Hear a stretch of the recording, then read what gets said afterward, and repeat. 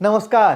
कहानी कलश में आपका हार्दिक अभिनंदन है और आज मैं आपके लिए तीसरी कसम के शिल्पकार शैलेंद्र ये पाठ लेकर आया हूं और इस पाठ से सबसे पहले इस पाठ को मैंने बिंदुवार तरीके से सार दिया है। पाठ का सार हमने दिया है और फिर उसके प्रतिपाद्य को भी रखा है और साथ में इसे जितने सारे प्रश्न बन सकते थे उन प्रश्नों को रखा है। इससे जरूर प्रश्न पूछे जाते हैं, कॉम्पिटेंसी आधारित प्रश्न पूछे जाएंगे, 3 अंक के प्रश्न पूछे जाएंगे और मैंने कोशिश की है अधिक से अधिक कॉम्पिटेंसी आधारित प्रश्न देने की और यहाँ प्रश्न के साथ उत्तर को भी रखा है। आपके लिए उपयोगी होगा, चाहे कॉमन प्री बोर्ड हो या चाहे प्री बोर्ड हो या चाहे बोर्ड की परीक्षा हो, सब में आपको अच्छा लगेगा।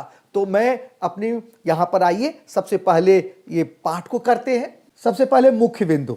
प्रस्तुत पाठ में कई दशकों से हिंदी फिल्मों से जुड़े कवि शैलेंद्र का परिचय उनके द्वारा एकमात्र निर्मित फिल्म तीसरी कसम की समीक्षा के संदर्भ में दिया गया है।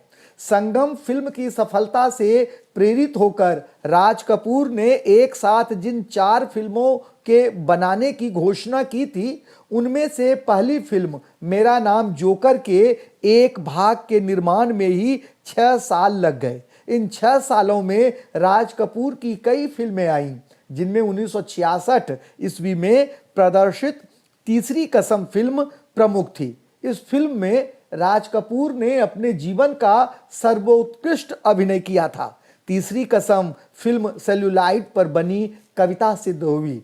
तीसरी कसम शैलेंद्र की एकमात्र फिल्म थी जिसे ढेरों पुरस्कार मिले तथा उसकी कलात्मकता की प्रशंसा भी की गई। शैलेंद्र ने ऐसी संवेदनशील फिल्म बनाई थी जिसे कोई कवि हृदय ही बना सकता था। राज कपूर शैलेंद्र के अनन्य सहयोगी थे। उन्होंने मात्र ₹1 पारिश्रमिक एडवांस लेकर इस फिल्म में पूरी तन्मयता और उत्साह के साथ अभिनय किया। सच्चे मित्र होने के नाते राज कपूर ने इस कलात्मक फिल्म की असफलता के खतरे से भी शैलेंद्र को आगाह किया था, किंतु शैलेंद्र ने इसकी परवाह नहीं की। राज कपूर और वहीदा रहमान जैसे नायक नायिका, शंकर जयकिशन का संगीत, रेणु की पटकथा, सभी कुछ तो अनूठा था इस फिल्म में। फिर भी वह बॉक्स ऑफिस पर असफल सिद्ध हुई। शैलेंद्र हिंदी फिल्म दर्शकों की रुचि से वाकिफ थे, किंतु वे किसी भी कीमत पर इंसानियत को नहीं खोना चाहते थे। दर्शकों की रुचि का बहाना बनाकर उथलेपन को उन पर नहीं थोपना चाहते थे, बल्कि उनकी रुचि को परिष्कृत करना चाहते थे। उनका झूठी और बनावटी कुलीनता में विश्वास नहीं था। तीसरी कसम उन चंद फिल्मों में से एक है जिसमें व्यावहारिक रचना के साथ 100% न्याय हुआ है। राज कपूर इसमें सचमुच के हीरामन बन गए और वहीदा रहमान सचमुच की हीराबाई। इस फिल्म में हाव भावों से भी ऐसी अभिव्यक्ति की गई है जिसे भाषा के द्वारा भी व्यक्त नहीं किया जा सकता। बच्चे क्या, अभावों में जीते लोग क्या, सभी नौटंकी बाई हीराबाई में अपनापन महसूस करते हैं। इस फिल्म में अन्य फिल्मों की तरह दुख को महिमा मंडित नहीं किया गया है, बल्कि उसे सहज रूप में जीवन सापेक्ष बनाकर, जीवन का अंग बनाकर प्रस्तुत किया गया है। शैलेंद्र के गीत केवल मानवीय करुणा को ही अभिव्यक्त नहीं करते, बल्कि दुख से जूझने की शक्ति भी देते हैं। दुख के सामने आदमी हारता नहीं है, बल्कि जीवन में आगे बढ़ता है। जागते रहो फिल्म में राज कपूर के अभिनय की बहुत सराहना हुई थी, यहां तक कि आवारा फिल्म में भी बहुत सराहना हुई थी, लेकिन तीसरी कसम में उनका अभिनय उससे भी आगे चला गया। राज कपूर और हीरामन एक हो गया। लगता ही नहीं है कि हीरामन का अभिनय किया जा रहा है। राज कपूर एक पात्र जो हीरामन है उसको जी रहा है, नहीं, राज कपूर हीरामय हो गया और हीरामन हो गया, यानी उनका अभिनय हीरा के रूप में चमक गया। इस फिल्म में हीरामन का अभिनय नहीं करते, बल्कि हीरामन के रूप में पूर्णतः ढल जाते हैं, एकाकार हो जाते हैं, एकमय हो जाते हैं। इस फिल्म ने उन्हें एशिया के महानायक के रूप में स्थापित कर दिया। वह पूरी तरह से हीराबाई पर निछावर और उसकी थोड़ी सी उपेक्षा बर्दाश्त न कर पाने वाले हीरामन बन गए हैं। इस फिल्म की पटकथा स्वयं फणीश्वरनाथ रेणु ने तैयार की थी, जिसकी तमाम बारीकियां फिल्म में उतार दी गई है। फिल्म देखी है, मैं क्लास में अपनी कक्षा में बच्चों को भी दिखाता हूँ, उसके कुछ भाग करके दिखाता हूँ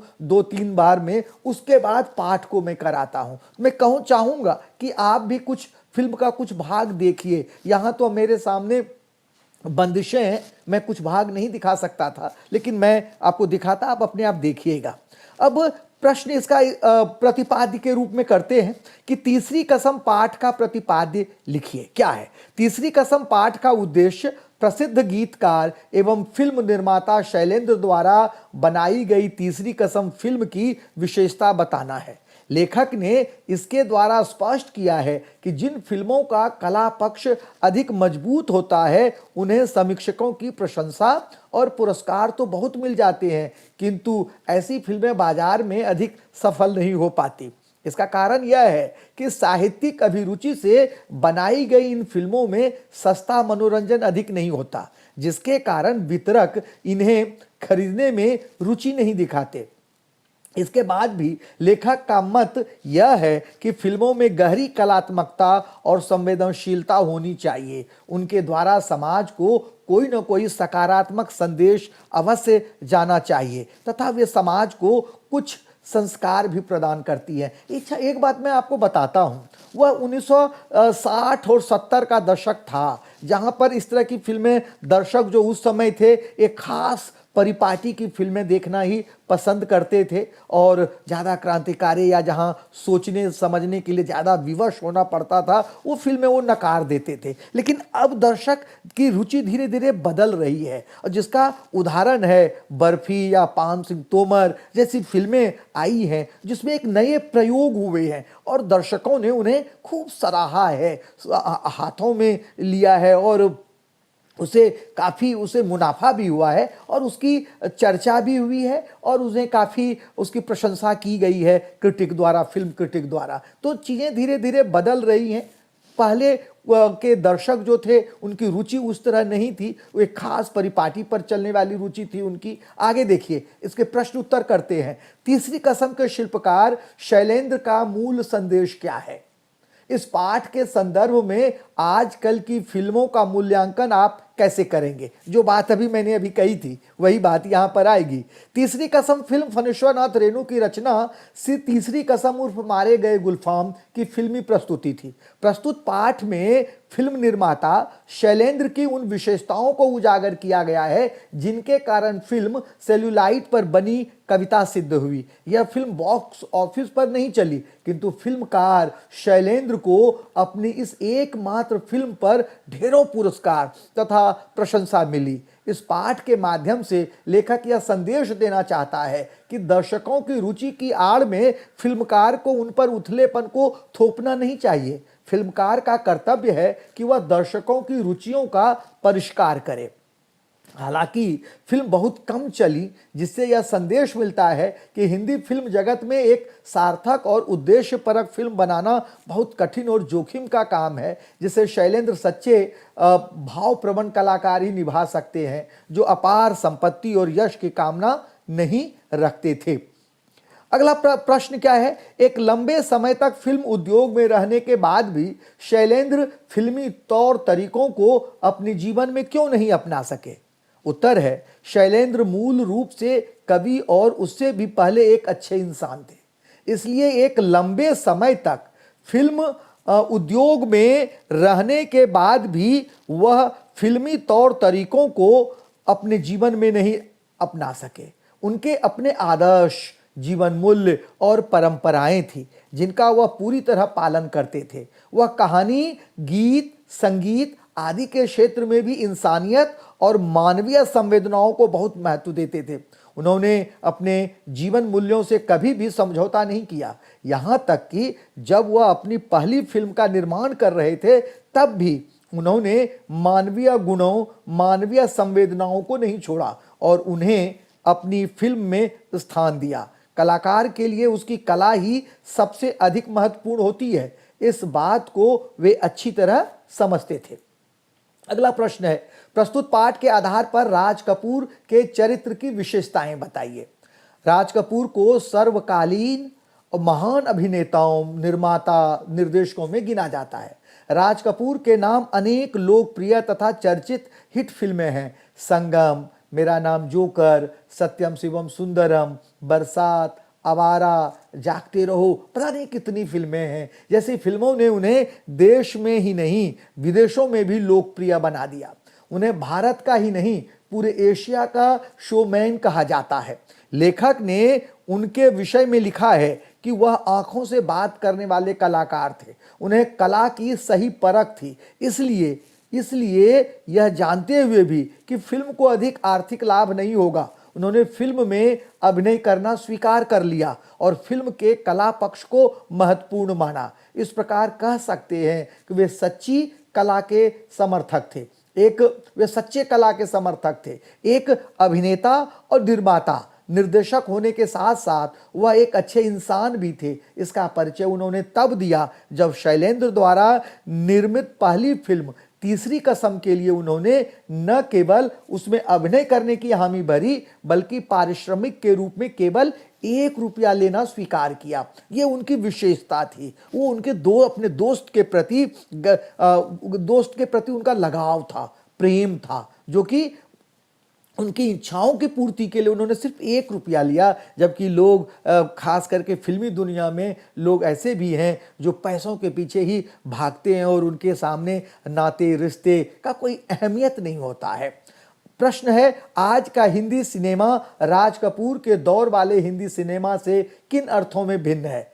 उत्तर है, आज का हिंदी सिनेमा बहुत सी बातों में राज कपूर के सिनेमा वाले दौर से बदल गया है। नई तकनीकों के विकास ने फिल्मों का प्रदर्शन, कौशल एवं व्यवसाय तो बढ़ाया है, लेकिन राज कपूर के जमाने में बनने वाली फिल्मों के प्रमुख गुण, उद्देश्य एवं संदेश को आज की फिल्मों में कम जगह मिल रही है। आज फिल्मों के माध्यम से कथ्य में मार्मिकता घटी है। सामान्य जीवन से उनका जुड़ाव कम हो गया है। फिल्मों में चमक दमक बढ़ी है और अनुभूति का स्तर कम हो गया है। यही कारण है कि जहां राज कपूर के दौर की फिल्में अपने प्रदर्शन के पश्चात दर्शकों के दिलो दिमाग पर एक स्थायी प्रभाव छोड़ने में सक्षम थी, वहीं आज के दौर की फिल्में कुछ ही दिनों में दर्शकों की स्मृति से गायब हो जाती हैं। आज के ज़माने में अभिनेता, अभिनेत्री फिल्म को सिर्फ पैसा कमाने का व्यवसाय मानने लगे हैं, जबकि राज कपूर के समय में यह माध्यम एक कला साधना के रूप में विकसित हुआ। अगला प्रश्न है, राज कपूर शैलेंद्र को फिल्म निर्माता के रूप में कैसा मानते थे? उन्होंने एक सच्चा मित्र होने का दायित्व निभाने के लिए क्या किया? उत्तर है, राज कपूर एक प्रतिभाशाली अभिनेता और निर्माता निर्देशक थे।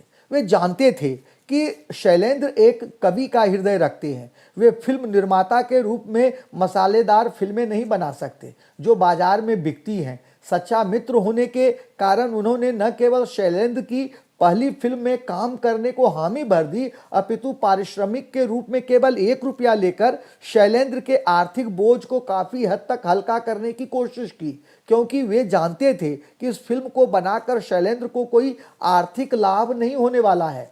एक निर्माता निर्देशक होने के बाद भी उन्होंने पहली बार फिल्म निर्देशन में उतर रहे शैलेंद्र के अनुसार हीरामन के चरित्र को उसी रूप में निभाया जैसा शैलेंद्र चाहते थे। वे जानते थे कि फिल्म निर्माता के रूप में शैलेंद्र एक ईमानदार कोशिश कर रहे हैं जिसे सफल बनाया जाना आवश्यक है। अगला प्रश्न है, शैलेंद्र की फिल्म तीसरी कसम को क्या मिला? आर्थिक लाभ या यश और सम्मान? शैलेंद्र ने फिल्म बनाते समय प्रसिद्ध साहित्यकार फणीश्वरनाथ रेणु की कहानी तीसरी कसम को चुना। उन्होंने फिल्म में राज कपूर, वहीदा रहमान और संगीतकार शंकर जयकिशन को लिया, लेकिन यह फिल्म आर्थिक रूप से शैलेंद्र के लिए सफल नहीं रही। इसकी जगह उन्हें इस फिल्म के निर्माण के लिए अनेक पुरस्कार मिले और समीक्षकों की अपार प्रशंसा भी प्राप्त हुई। उनकी इस फिल्म को केवल भारत में ही नहीं अपितु भारत से बाहर भी समीक्षकों ने बहुत पसंद किया और इसके कला पक्ष की बहुत प्रशंसा की। इस प्रकार कह सकते हैं कि शैलेंद्र की फिल्म तीसरी कसम को यश और सम्मान मिला। और धन्यवाद कहने से पहले मैं आपसे विनम्र निवेदन करता हूं कि इस पाठ को अगर वीडियो आपको अच्छा लगता हो तो सबसे पहले आप लाइक और सब्सक्राइब कीजिए। आपके लाइक और सब्सक्राइब करने से हमारा जोश बढ़ता है। मैं अपनी वाणी को यहीं पर विराम देता हूं। बहुत बहुत धन्यवाद।